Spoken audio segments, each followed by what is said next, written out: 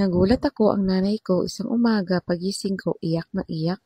Nakita pala niya ang bahay ng ate ko ay winasak ng bagyo. Akala ko nung una ay maliit lang ang na-damage. Pero nung nakita ko nga abay, wala palang natira talaga. Sus, grabe ba naman itong signal number 5, walang tinira? Kaya talagang naiyak ang nanay ko at naawa sa ate ko. At hindi pa nga magaling ang asawa niya dahil na-stroke ito. Hindi rin ito makapagkumpuni ng kanilang bahay kasi hindi rin ito makakalakad ng maayos. Ay, buhay nga naman talaga, oo, mapaglaro talaga. Kung marami lang sana akong pera, itutulungan ko na itong ate ko may patahoy ang bahay nila. Pero tulad ng iba, ako isang palamunin na laang. Kaya po sa makapanood nito, sana po maantig ang puso nyo, matulungan nyo kami na may patayo ulit ang bahay ng ate ko. Maliit na halaga man yan pero sa amin ay malaki na.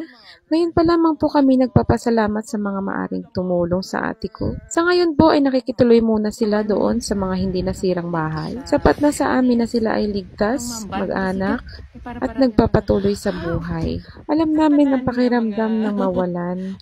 Kaya sana matulungan niyo po kami para maipatayo ulit ang bahay ng ate ko.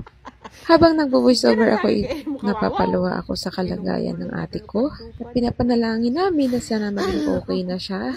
Sila ng kanyang pamilya. At ito nga pala ang kanilang video.